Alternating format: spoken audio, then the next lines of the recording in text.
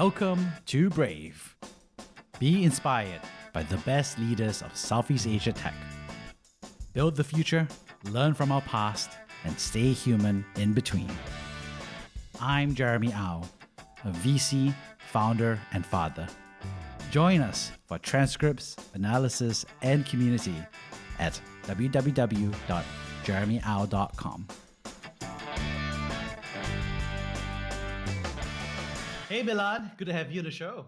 Hey Jeremy, thanks for having me. Well, I'm excited to bring you on board. You're someone who I respect as a founder and as someone who is always very savvy from zero to something.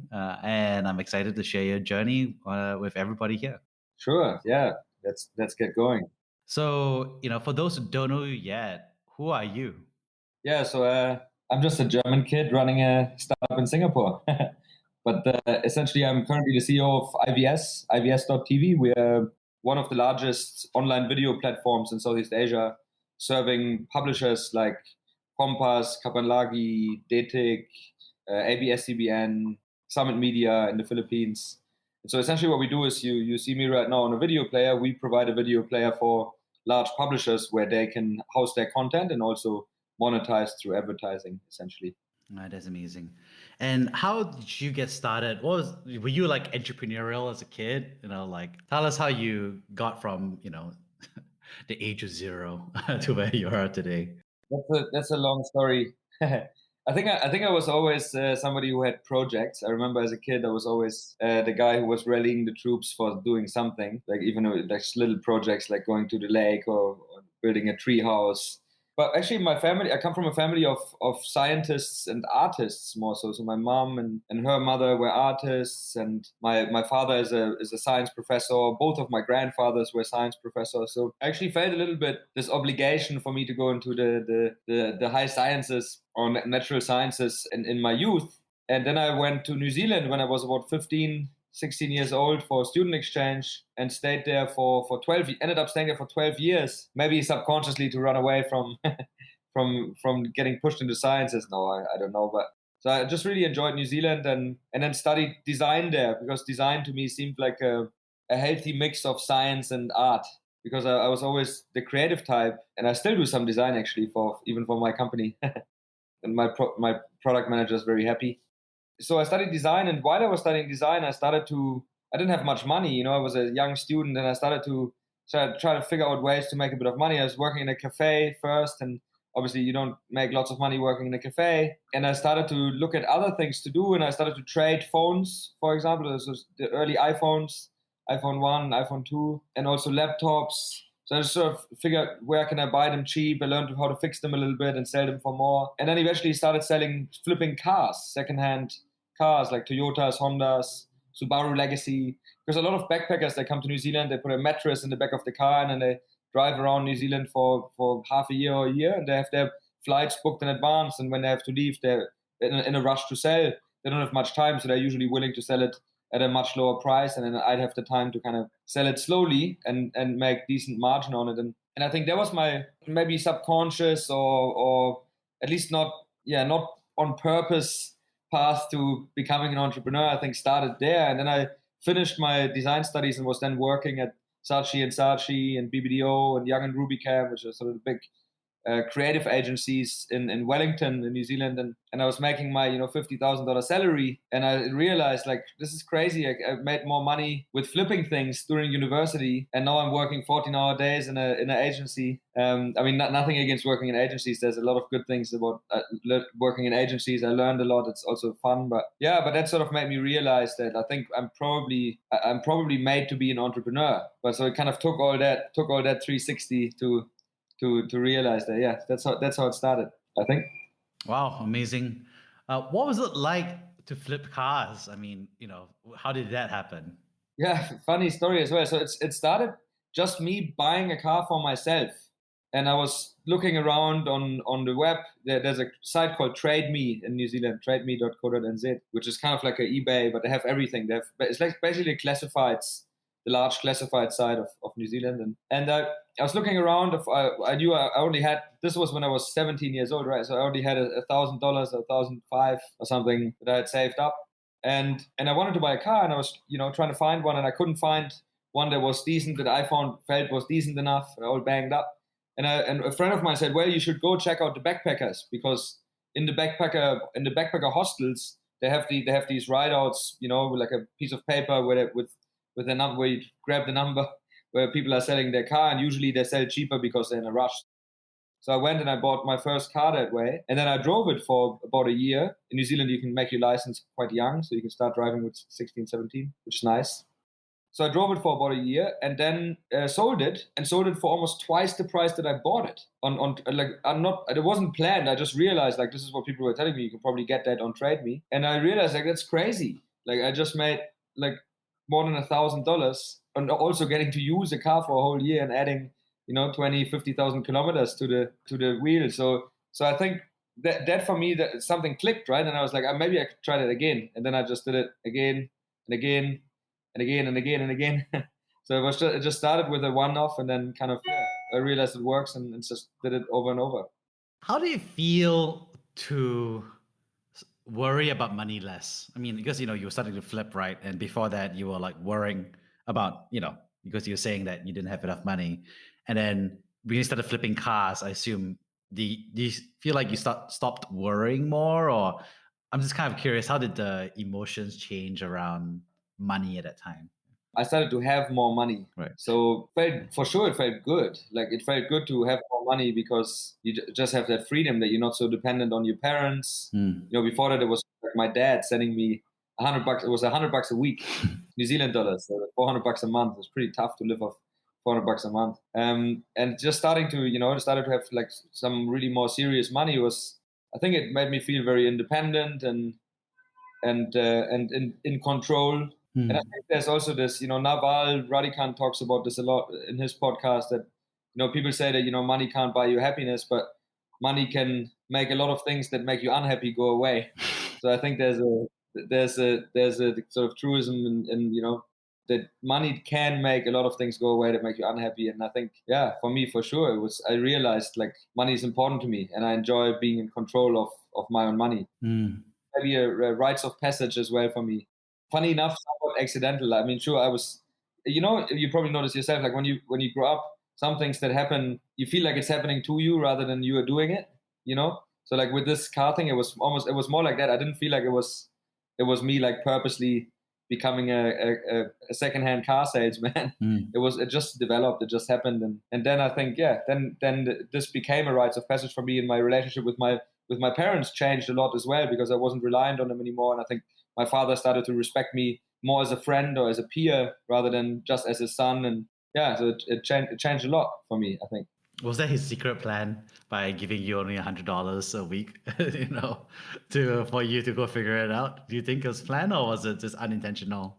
No, I think so. I think you're right. I think that was always his thinking. His thinking was just like, I'm not going to make your life easy, because life isn't easy. You got to go figure it out yourself. So I think so. Yeah. So what was it like? I mean, obviously, you grew up in Germany, and then you're in New Zealand. Was it like a big culture shift, or was it like felt cool? Was it fun? Like, I'm just kind of curious. Yeah. So interestingly for me, it was actually maybe in this first 4 or 5 months, is what people call culture shock. I didn't speak English that well. I hang out with people, I didn't know what they were talking about. They were talking so fast. I couldn't keep up with the thick New Zealand accents. But then, like, I think pretty quickly I realized that funny enough, I actually, like, I was meant to only go there for 9 months, and I ended up staying for 12 years, right? I have 3 Kiwi kids now. I have 3 New Zealand children. They're here in Singapore now with us. So I think the interesting thing is that actually I think my nature is more suited to New Zealand than to German culture. You might have noticed I'm sometimes late to meetings and stuff, which is not a very German trait. I think it might have been you who said it, a tardy German, maybe another guy, but yeah. So I think in Germany is generally very, strict and structured and conservative, I would say, and in general, right? Of course, you have everything on the spectrum, but in general, society leans more towards conservative, structured thinking, and people are very on time, and it's more black and white. There's certain ways to do things. people can break friendships over political opinions, And so my parents are very sort of liberal, kind of almost hippie-ish. So my upbringing was very un-German, actually. My father's from Cologne, Cologne is one of the most liberal cities in Germany. And I grew up in Munich, which is probably the most conservative city in Germany. And so I grew up, like, my parents were also a contrast to the rest of my environment. So my parents were they were very non-authoritarian, and I could almost do whatever I wanted when I was a kid. And, there weren't many consequences, so I wasn't being told off about anything. Other than violence, they would sort of let me do, whatever I wanted to do as a kid. And then that didn't really work with schooling and so forth. So I actually didn't really feel at home in Germany, funny enough. And when I came to New Zealand, I really felt I fit in, because New Zealand has this very, very open culture. And I think comparatively, no place is perfect, but comparatively very low racism, very low classism. I have this one story. I saw a businessman and a road worker in a bar. This is a true story. It's not it sounds like I'm making it up, but and they were having a beer. So they were standing at the bar at a watering hole, and they were drinking together, and they were arguing about politics. And they didn't know each other before. They were just so randomly started talking. And I remember observing this when I was first in New Zealand, and I thought they were gonna fight. And I probably would have enjoyed that. I was a kid. I just wanted to watch what happens there. But funny enough, after a while, I said, "Oh, you're right, man. You're all right. Doesn't matter. And agree to disagree, essentially." And there's this thing in New Zealand where that's very okay, where people can hold opposing opinions and still be cool with each other, which is very, very common. I think that for me, I think that maybe is an analogy for why I like New Zealand better than Germany for myself. So I actually feel it's my spiritual home in a way. So I think I retire one day in New Zealand, not in Germany. Wow, what a story, but also I don't know. I think it's very clear about how you felt different and the difference between the two places, right? So it's interesting how culture is such a huge part, right, of our everyday life. Totally. So I'm just kind of curious, so there you are in New Zealand, and then you didn't spend your entire time flipping cars, right? So what else were you doing out of New Zealand? I already know the answer to this to say, but I'd love to hear from in your own words what else you were doing during that time. During my studies, I was there and just obviously hang out with friends and having fun and being free. New Zealand is also a very, very beautiful place. For anybody who's visited there, it's just picturesque and amazing. And there's so many. You drive 100 kilometers and it looks completely different. You have all different types of terrains, and it's a beautiful place. So a lot of travel. And then I obviously on a professional side, I started working at design or at creative agencies, and I enjoyed that. But I realized that that I'm not really made for the 9 to 5, and then started to get involved with startups. So I started by moonlighting, which actually I think is a good way for anybody to start. Not moonlighting, but working with startups. So if you want to be an entrepreneur and you don't have that background, maybe if you don't come from a family of entrepreneurs, and sort of you go on a very structured path to go there, I think a good way to learn is to work with other startups, work with existing startups in an operational role. So I started by doing design jobs for a ticketing company, for several companies. One of them actually got a little bit of shares. They gave me a little bit of ESOP, and then 2 years later the company sold, and I got like 20 grand, and I was like, wow, that's cool. So I learned a little bit, and I also saw the management team sometimes fighting a lot, and it was interesting. It was like a really interesting experience, very, very different, obviously culture than in a big creative agency. They were just like these two guys and their 5 employees building this company, and that was pretty cool. And I think that for me gave me the inspiration that I thought I want to be a tech entrepreneur, but I didn't really know. I hadn't done an MBA. I haven't done any coding, so I was still trying to figure out like how do I fit in? What am I meant to do here?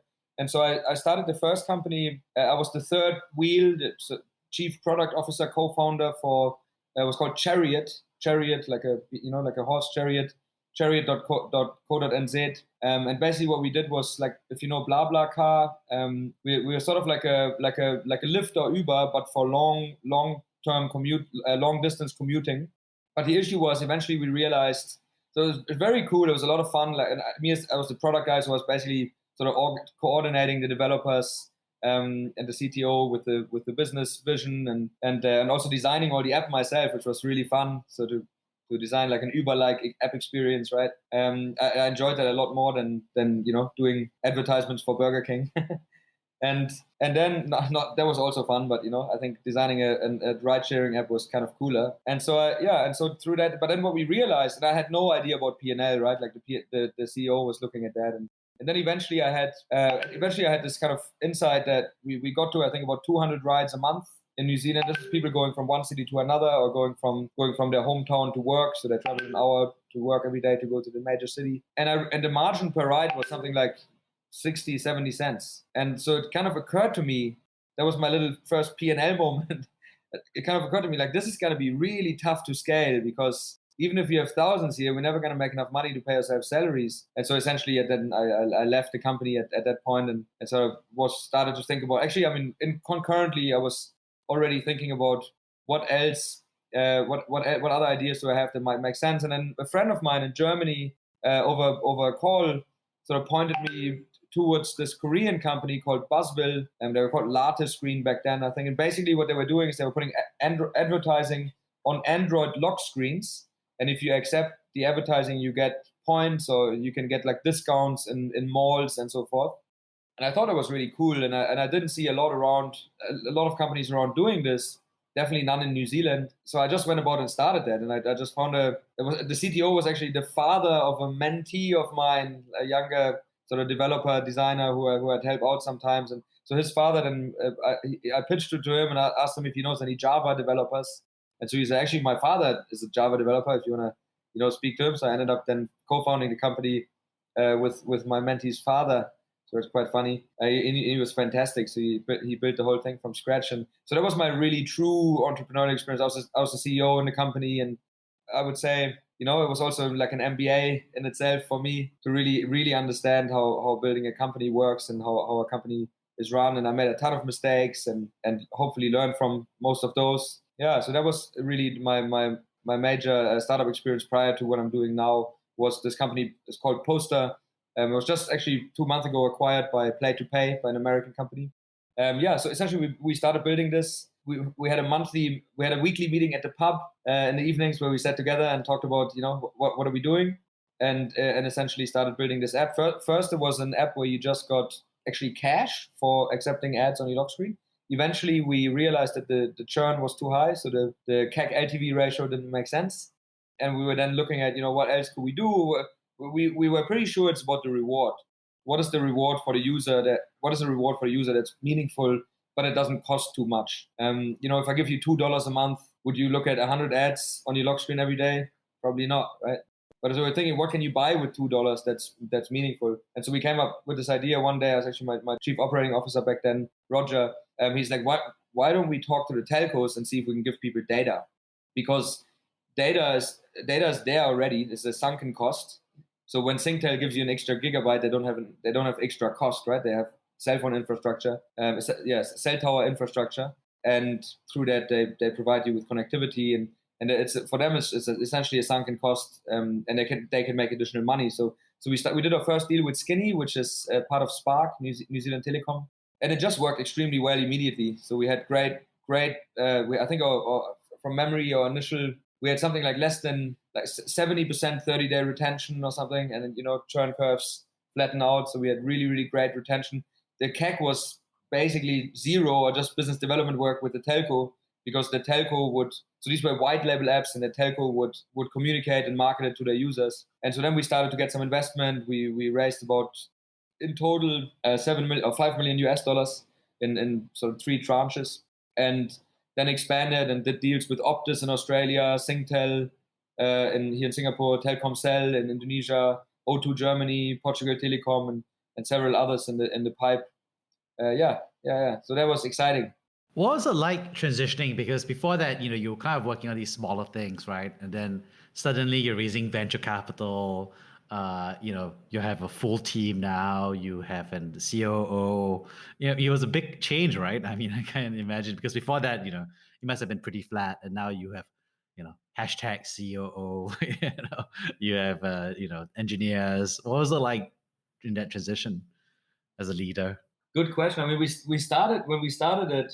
We both still had day jobs, so we started to build this thing while we still had day jobs. We were talking about the cash model first, where people were earning cash. We launched all that while we were still having day jobs, and I spent. I mean, luckily I had very cool bosses, so I talked to them in a design agency, and they were okay with it. And I spent my lunch breaks outside, walking around the street and calling media agencies in Auckland. I was in Wellington to see if they want to book advertising, and they did. So we made like $10,000-$20,000 a month. It was cool. Like I could see we were starting to really make a little bit of money, and we got some traction. And then we started to, and it was still just him and me, and we had a marketing manager who we paid with ESOP or paid with shares. Good guy, like a friend. We had like a little team, 2-3 people who was mostly just incentivized with shares. And then we started to raise money from angels, and that was kind of exciting because it was the first time I dealt with investors really, and I was pitching. New Zealand has quite a rich angel investment scene, actually, surprisingly, given what a small country it is. If you think about like Zero, and there's quite a few big companies actually coming out of Vent, coming out of New Zealand. And that money, I guess, gets circulated. And there's a number of people who very, very actively angel invest. And so I was pitching to them, and I had a few people like, I'm in for 20. Another guy, I'm in for 15. I'm in for 30. And suddenly we were like, wow. And we raised our first, I think, $250,000 or $300,000. And then I felt confident enough at some stage that we can raise some money. And then I basically quit my day job and moved into full-time doing this. And yeah, I mean, similarly to the time, I guess, as you asked me earlier, when I first started to make a bit of money with flipping cars, it was a good feeling. It was a feeling of being in control. I think with startups, I think Elon Musk says this, being an entrepreneur is like eating glass, eating shattered glass. There was definitely also like spew moments, where I was shit scared that things don't work and, struggling to fall asleep. Yeah, I mean, there were definitely scary times, but I think the good times outweighed the bad times, and I really, really enjoyed it. I enjoyed the thrill of it, and all the learnings that came along. And acknowledgeably, I think I was not a great manager in the beginning because I had zero management experience and never read about it or anything. So, and I think the one thing that is quite German about me is that I try to be very efficient and get a lot done, but also I'm very direct, which works pretty much in Germany, maybe in the US, but not in many other places. So in New Zealand people are much more, more gentle and more, you if you don't like something, you say like, maybe, that could be done differently, right? But you don't say like, I don't like it. And so I think, I didn't do great at people management because of that, partly because of my German nature of being extremely direct. Secondly, because having a real lack of experience. And I think that gave me the most headaches. I'm getting better at it now, but it's been a journey. So Milan, I gotta ask, I think the journey for someone being new and managing and the transition from being a founder, finding the product market fit, and then there's an awkward transition, right? To like you raise capital and now you're raising a team, right? And you're leading the team. I'm just wondering, how did you get from point A to point B? Were you struggling? What books were you reading? Were there any role models? How did you get from like someone who hadn't officially led a team to someone who was, and how were you, trying to learn how to do so? Yeah, good question. I think I definitely, I mean, just being honest with myself, I think I definitely made a lot of mistakes along the, especially the people management side. I think I was pretty good at inspiring people and getting people excited about what we're doing. And that made a difference because we managed to attract pretty good talent. Albeit, of course, New Zealand having a much smaller talent pool than a country like Singapore or a city like Singapore or major cities in the US or Tel Aviv. But we managed to hire some pretty good people, and I think that made a huge difference. One thing for me was I did know that I'm obviously not a coder and that I'm not a finance guy. So I did kind of bolster those positions pretty early. I think one thing, I'm pretty good at BD. So I'm not transactional sales, but sort of, really product-led consultative sales. I think that's my thing. My soft skill. Is that a soft skill or a hard skill? Soft skill, I guess. it's soft for some people and experts, and it's hard skill for the startup world. Right. Anyway, keep going. So yeah, exactly. So I was pretty good at BD, and so I decided. So I actually did quite a lot of the BD, and in retrospect, that's also. I mean, for me, I think that you can lead from the front or you can lead from the back. But in Postr, I definitely was more leading from the front, and I spent towards the last couple of years, I spent 70% of my time on the road. I remember I had this app that was tracking all my flights, and I remember I think in 2018 I spent 750 hours inside a plane, which is if you think 72 hours is 3 days, 750 that's more than 30 days. I spent more than 30 days inside a plane, which means probably like in total transit I spent 2 months of hours in transit, which is crazy, right? So and that of course took its toll. I think also on culture and on visibility, and so that's something I'm trying to do very differently now. Not just because I'm forced to by COVID, but to lead more from the back. But yeah, I mean, it was interesting. And like that's probably my biggest learning. My biggest learning was seeing the. I mean, in the beginning, I just wanted to go 100 miles an hour. I wanted to do everything fast, and if the others can't do it, then I do it myself, sort of thing, And then seeing how that what worked and what didn't work, I think that for me was the biggest learning in Postr in my first company, and now I'm trying to do that very differently. But I mean, at the time, you're often ignorant to your own mistakes while you make them, obviously. So at the time, I think I was just having fun, and I just thought it was great to be in control and to do things by myself rather than for somebody. Did you do any reading or books or like, I'm just kind of curious because, I went through the same transition, right? For my first company, it was just like, okay, I'm learning from mistakes. Uh, as we share, maybe the first time around, I didn't know enough that I should be learning from someone else. So I ended up just learning from mistakes primarily. And then only after the experience, maybe then I was intentional enough to be like, okay, I should start reading books about leadership. I don't know, what was it like for you? Were you sharp enough to start learning about this stuff earlier rather than later? I'm just kind of curious. Good question. I think similar, like a good question. I think I probably wasn't sharp. I should have read more. I should have read more. But I read like Lean Startup and I read some. Actually, I read a lot of UX books still because it was an app-based business. So I read like Don't Make Me Think is a great one actually for UX. For those listening, I highly recommend. Yeah, I probably didn't read enough in general. Actually, I read a lot more now. I read a lot more now. No, it's true because if you think about it, it's like at that time, my first company, I was primarily reading like functional skills, right? Like financial stuff, like I said, lean startup. Yeah, it's funny that you mentioned it that way. So okay, so since then, you mentioned that you've been more intentional about reading and learning about leadership and things like that. So how has it changed? Like, what are you reading these days versus last time? Yeah, good question. I mean, I now really read quite a lot and listen to a lot of podcasts. And I mean, I'm a big fan of Naval Ravikant and his learnings. There's a guy who put up all his tweet storms into a book, which is pretty good. I read like Thinking Fast and Thinking Slow. Then the Bill Campbell, the $1 trillion coach, I think is amazing. Yeah, those are some of my favorite books. Yeah. So what do you like? What do you like about Naval Ravikant? What do you like about what he writes? I think there's this kind of like holistic way of thinking about life as an entrepreneur, and it's about health, wealth, and happiness. And without health, you can't have any of these things. And there's also no point being rich and miserable. So yeah, I think he's a very holistic view of the world and how to take care of yourself in it. And of course, some very good insights on angel investing, which I've recently started to get more active in. So yeah, I think Naval for me is quite an inspiring figure.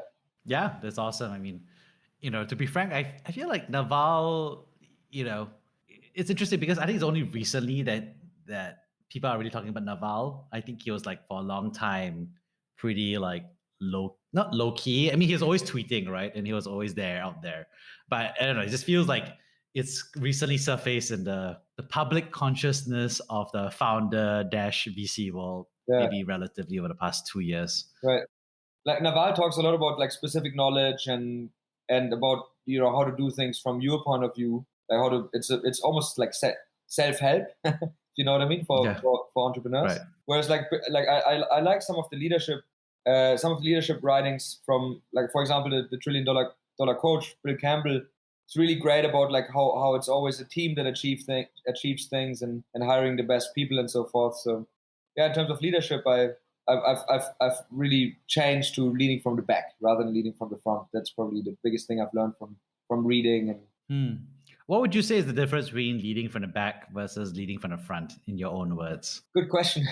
I mean, I've lots of practical examples in my head, so maybe I'll just give one of those. So for example, in Postr, in my previous company, I would do the sell to the telcos myself, like the big sales. And there's also an ego thing in that, right? Because I kind of felt like, hey, I closed that deal, right? So, and like everybody can see it was me. And so there's kind of this, you put yourself on this, emotionally, and you put yourself on this pedestal, like I did that. But really what happens at the same time is that all that focus and energy and time that goes into closing deals or, you know, being the chief sales guy is not going into building culture and building up your people and figuring out if there are product challenges. So there's the external and the internal, right? And I think now I might open doors if I can, you know, if I have the ability, if I know a C-suite in a publisher, we work with publishers now, then I'll open doors. But I really just trust the team to do that.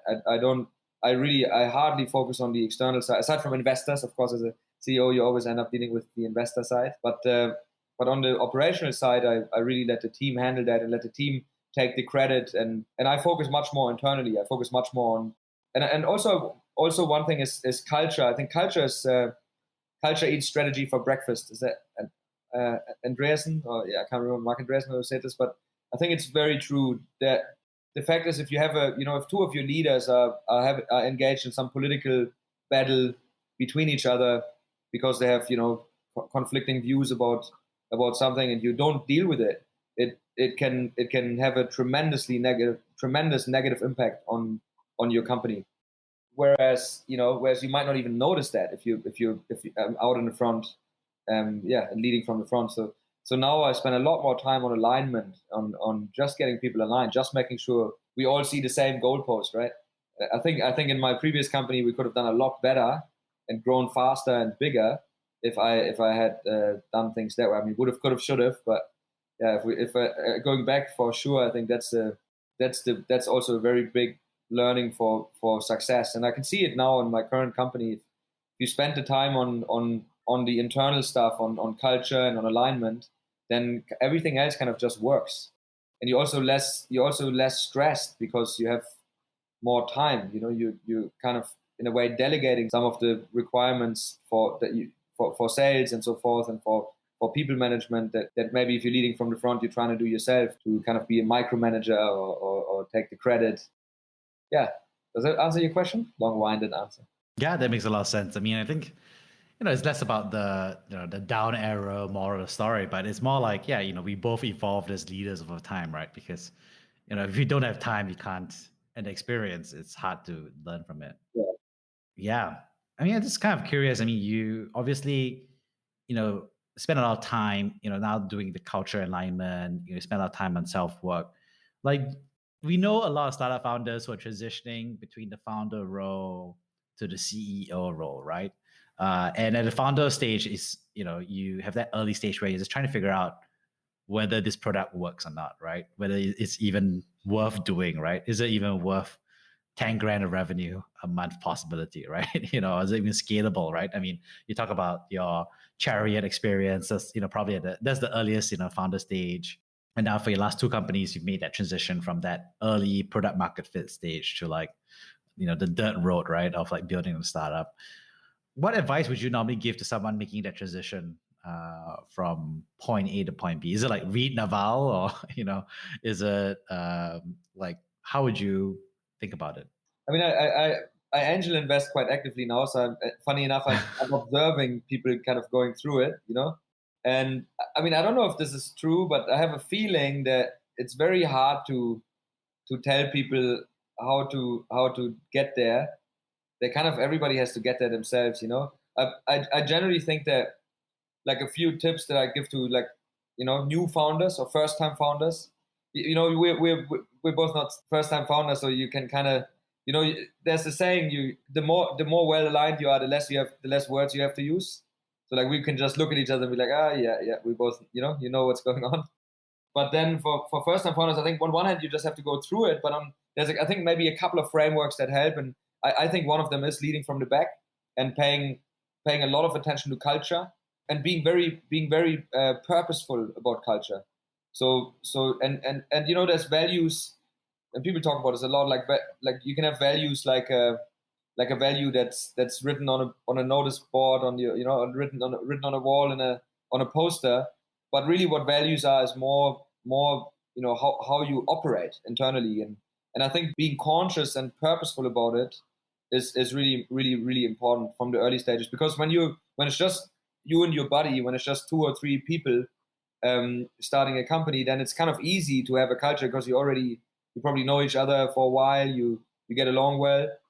But then once you have staff, how do you sort of cascade that culture across other people, that everybody feels like an owner, and that you have, you know, very very close alignment? Because I think one trap that a lot of people fall into is that they end up wanting to stay in control of everything, and then end up hiring basically extensions of their hands to kind of fulfill all their thoughts, and it's just their brain that's kind of responsible for everything, you know, which and I think this is also, you know, in startup like myths, like it's a startup myth that it's like the Steve Jobs or Elon Musk, and they're just doing it all by themselves, you know. But I think the reality is that's not really how it works. There's always in these great success stories, there's always a lot of great people involved, and I think the CEO's job, or the founder's job, really, it doesn't have to be the CEO. The founder's job is to set up structures that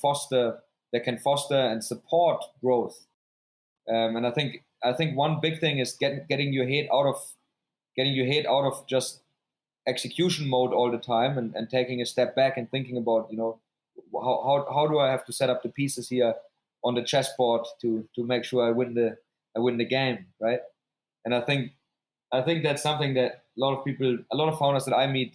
So I invest in companies where I feel the founder is already thinking that way, and I probably would stay away if I feel the founder is not thinking that way. More so because I feel it's just so important to be very thoughtful about culture, and about team, and about how to set up your internal playing field.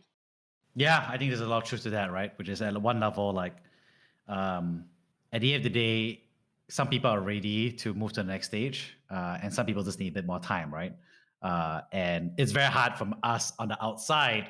Well, sometimes make an accurate judgment about that. Sometimes we make inaccurate judgments about that timing. But regardless, we have a other role, right? You know, we're never going to be the person. And I think that's one thing I often think about, you know, is like, you know, you and I, you know, we know about the local angel investing scene, etc. We've looked at companies, and I remember joking with you, right? I was like, you know, this is how I would have pitched it. You know, this is how I would have framed the problem, or this is how I would have answered the problem based on what this other person asked, right?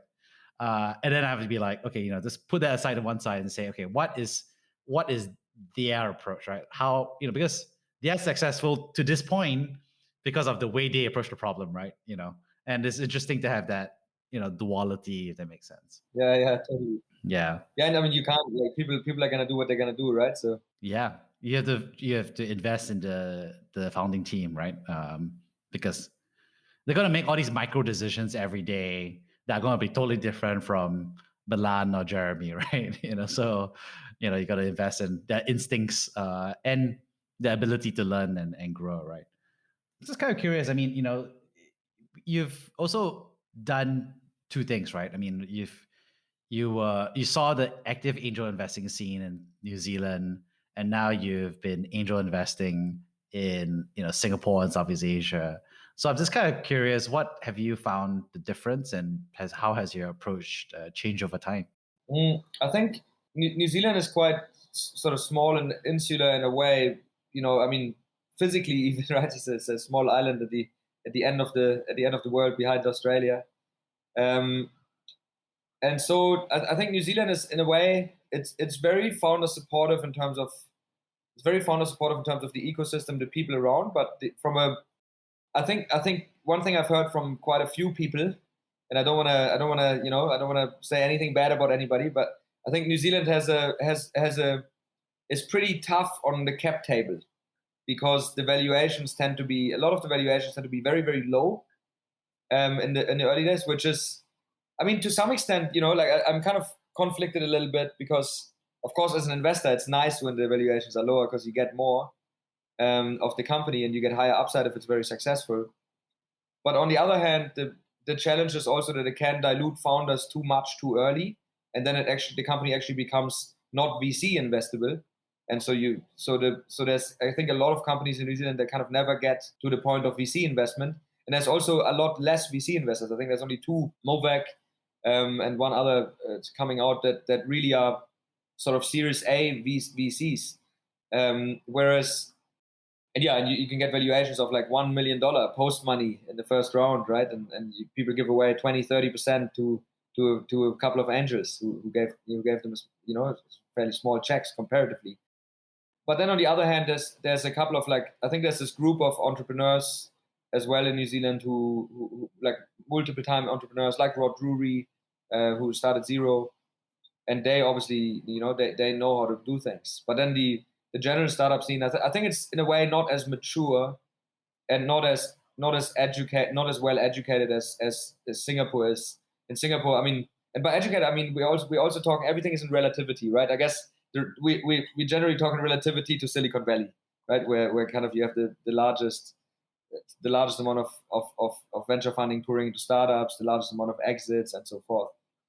And I think Singapore is, like, here's basically $5 million safe note. That's, that every deal is a $5 million safe note. So sometimes I feel a little bit like, yeah. And then it's weird, because some founders, you're like, okay, you can justify it. You've done something before, like, that's cool. And then others, you think like, yeah, I mean, you have like zero traction so far. It's just an idea. You haven't done anything before. Like, maybe you should be a bit more humble about the valuation, So it's, I mean, yeah, that's the flip side of the coin, right? But then I think in a way, definitely Singapore is more mature, and you also know that if the company does well, it has a much, much higher chance to get VC investments here, because there's just a huge, huge amount of VC activity in the region, in Singapore and Indonesia and Philippines. So I think, I mean, I definitely, like, I'm staying here for probably another 10 years plus. So I definitely would not, for me personally, go back to New Zealand to start another company, just because the ecosystem, I think, is still much, much more mature here, and especially on the VC side, so on a sort of little bit like Series A, B, C stage, I think much easier to operate from a market like Singapore. And obviously, one other thing before I forget, one other thing is market access. So the Southeast Asia is just a huge market and growing very fast economically, which provides a ton of opportunity. Compared to New Zealand. In New Zealand, you generally have to look outward, right? You can't really stay just in New Zealand. There's 4 million people and 80 million sheep. So so unless you're in the business of sheep or timber, you have to go to other markets. When you say that, it reminds me of Settlers of Catan, right? It's just like, all the wood and the sheep as resources. So when you're thinking about all of that, you obviously also made a move to Singapore and Southeast Asia, right? So I just wanted to ask, like, why did you make that move? Yeah, good point. I mean, I'd raised some money out of Singapore at that point. So it had several super angels, I would say, and also MDI, Telkom Indonesia's CVC, had put some money into my previous company. And so at some stage, they were all, I mean, I was here all the time anyway, because Indonesia was the largest market. I remember doing the first call. I was on my balcony in New Zealand, and it was late at night, because 5 hours ahead, or 6 hours ahead of Indonesia actually. And it was late at night. It was like 11 p.m. and I had a call with with a guy who helped me with the Telkomsel deal, and he got excited about it, and I was very excited. It was like midnight, and so, but yeah, I mean, obviously that became.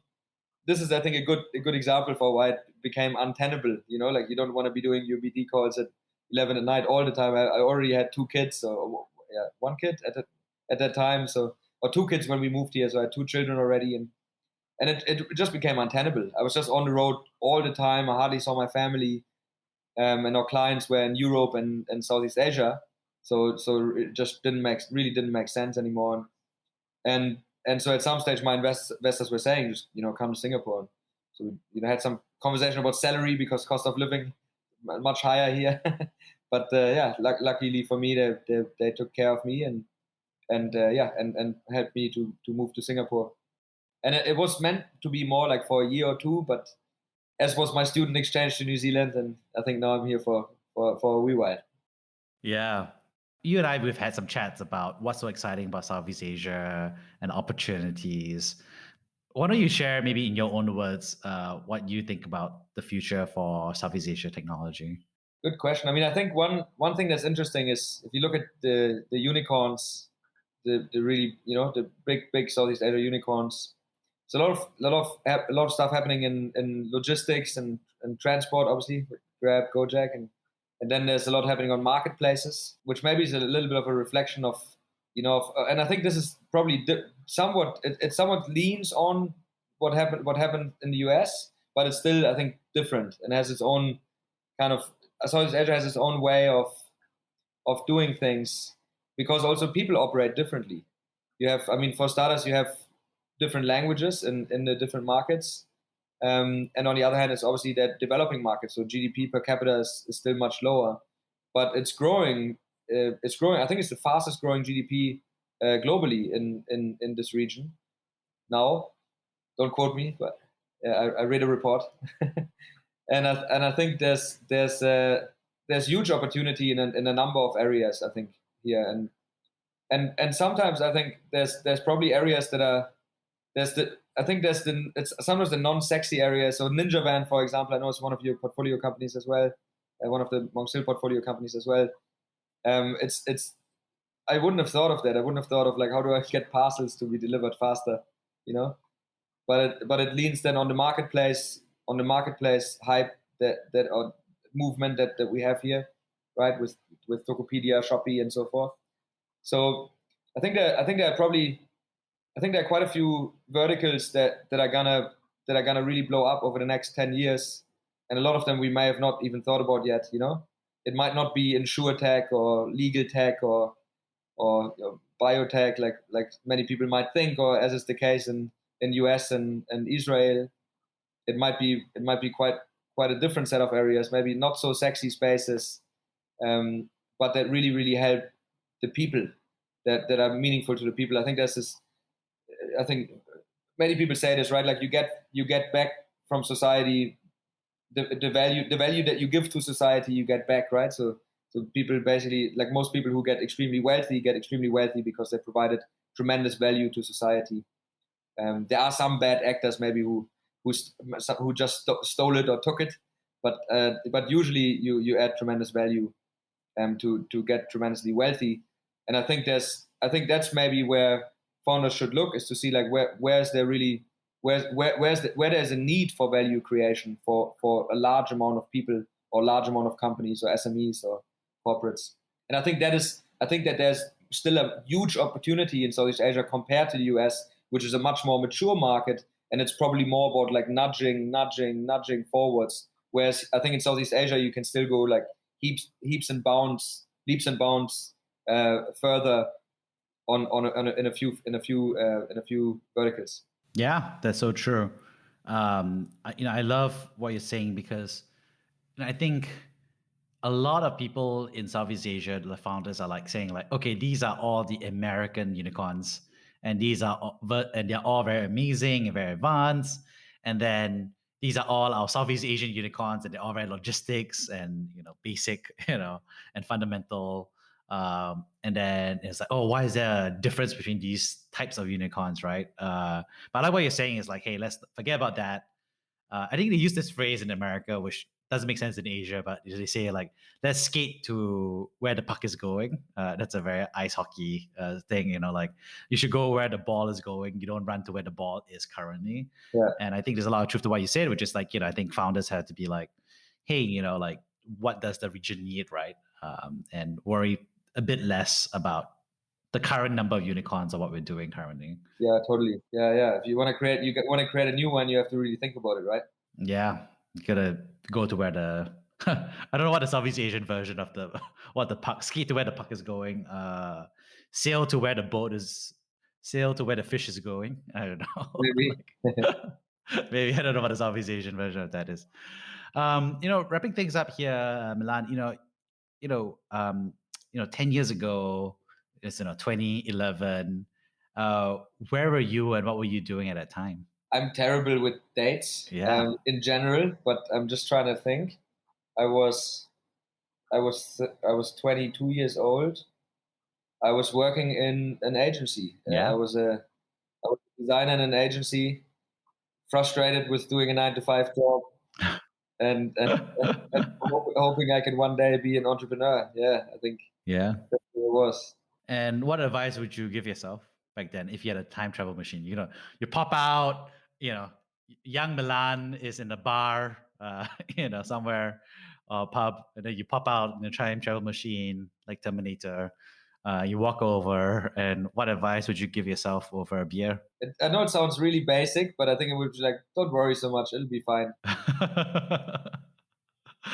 I used to worry a lot, and I used to be so stressed out about things, and generally it ends up being fine. We don't have to worry so much. I think generally a lot of founders, we over worry, we stress ourselves out, and we think it's part of it, but you don't have to. I think you can be more efficient by being more relaxed, being more calm. Do yoga. That's new, right? You know, that's your new pandemic hobby. But I think 22-year-old Milan would have laughed at me if I told him to do yoga. He'd be like, "What? You're still too German?" You know. Like, whatever, dude. Awesome. Well, thank you so much, Milan, for coming on the show. Thanks for having me, Jeremy. Thank you for listening to Brave. If you enjoyed this podcast, please share this episode with friends and colleagues. Sign up at www.jeremyau.com to discuss this episode with other community members in our forum. Stay well and stay brave.